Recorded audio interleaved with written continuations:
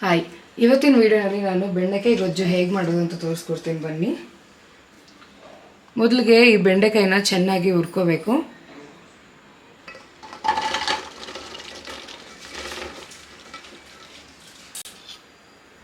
ಇದಕ್ಕೆ 1-2 ಸ್ಪೂನ್ ಎಣ್ಣೆ ಹಾಕ್ಕೊಳ್ಳಿ.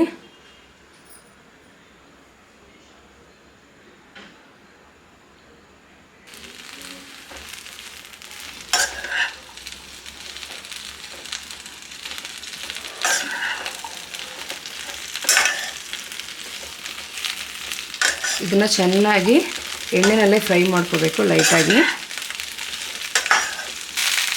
ಇದನ್ನು ಒಂದು 5 ನಿಮಿಷ ಮೀಡಿಯಮ್ ಫ್ಲೇಮಲ್ಲೇ ಥರ ಫ್ರೈ ಮಾಡ್ಕೊಳ್ಳಿ. ಲೈಟಾಗಿ ಕಲರ್ ಚೇಂಜ್ ಆಗುತ್ತೆ ನೋಡಿ ಇದೀಗ ಆಗಿದೆ, ಕಲರ್ ಕೂಡ ಚೇಂಜ್ ಆಗಿದೆ. ಈಗ ಇದನ್ನು ಒಂದು ಬೌಲ್ಗೆ ತೆಗೆದುಕೊಳ್ಳೋಣ.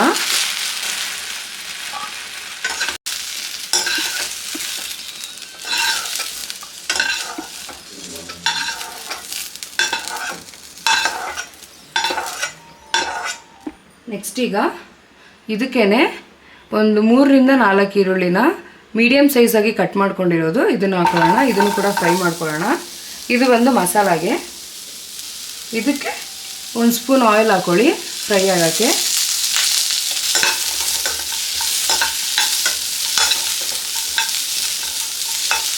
ನೋಡಿ ಇದು ಫ್ರೈ ಆಗಿದೆ. ಇದರ ಕಲರ್ ಚೇಂಜ್ ಆಗೋ ತನಕ ಬಿಟ್ಟು ಇದನ್ನು ನಾವು ತಣ್ಣಗಾಗೋದಕ್ಕೆ ಬಿಡೋಣ.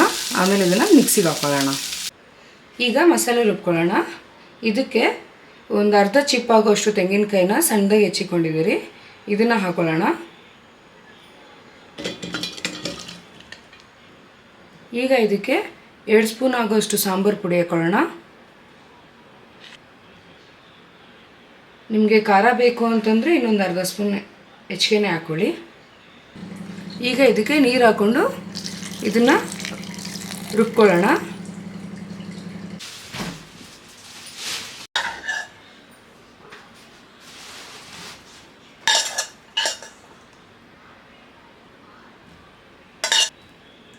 ಈಗ ಇದಕ್ಕೆ 2 ಟೊಮೆಟೊ ಮೀಡಿಯಮ್ ಸೈಜಲ್ಲಿ ಕಟ್ ಮಾಡ್ಕೊಂಡಿರೋದು ಇದನ್ನು ಕೂಡ ಹಾಕೊಳ್ಳೋಣ.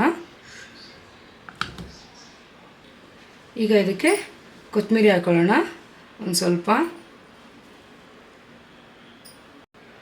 ಈಗ ಇದಕ್ಕೆ ಒಂಚೂರು ನೀರು ಹಾಕ್ಕೊಂಡು ಇದನ್ನು ಮತ್ತೆ ಮಿಕ್ಸಿಗೆ ಹಾಕ್ಕೊಳ್ಳೋಣ.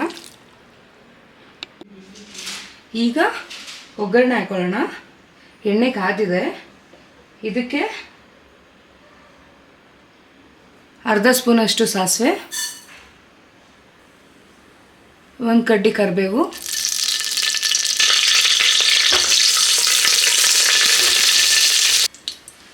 ಈಗ ಇದಕ್ಕೆ ರುಬ್ಬಿರೋ ಅಂಥ ಮಸಾಲೆನ ಹಾಕೊಳ್ಳೋಣ.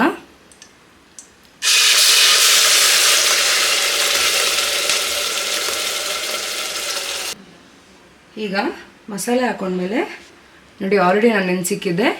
ಇವಾಗ ಇದನ್ನು ಕಿವುಚ್ಕೊಳ್ಳೋಣ. ನೋಡಿ ಹುಣಸೆ ಹಣ್ಣಿನ ರಸ ಹಾಕೋತಾ ಇದ್ದೀನಿ, ಕಿವುಚಿ ಇಟ್ಕೊಂಡಿರೋದು. ಈಗ ಇದು ಚೆನ್ನಾಗಿ ಬೇಯಬೇಕು.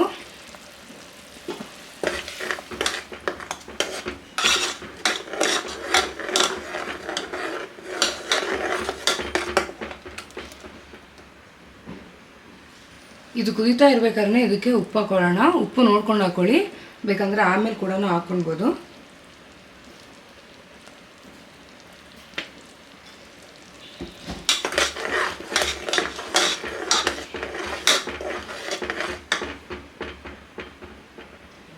ಈಗ ಇದು ಕುದಿಯೋದಕ್ಕೆ ಬಿಡೋಣ. ಈಗ ಇದು ಕುದೀತಾ ಇದೆ, ಹಸಿ ವಾಸನೆ ಎಲ್ಲ ಹೋಗಿದೆ. ಇವಾಗ ಇದಕ್ಕೆ ಬೆಂಡೆಕಾಯಿ ಆ್ಯಡ್ ಮಾಡ್ಕೊಳ್ಳೋಣ, ಆಲ್ರೆಡಿ ಫ್ರೈ ಮಾಡಿಟ್ಕೊಂಡಿರೋದು.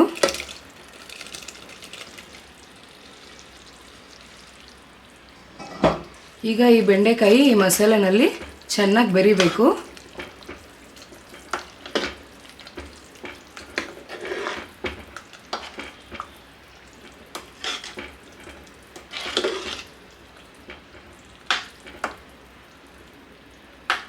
ಉಪ್ಪೊಂದು ಸರಿ ಚೆಕ್ ಮಾಡ್ಕೊಳ್ಳಿ, ಕಮ್ಮಿ ಆಗಿದ್ರೆ ಇವಾಗಲೇ ಹಾಕೋಬಿಡಿ.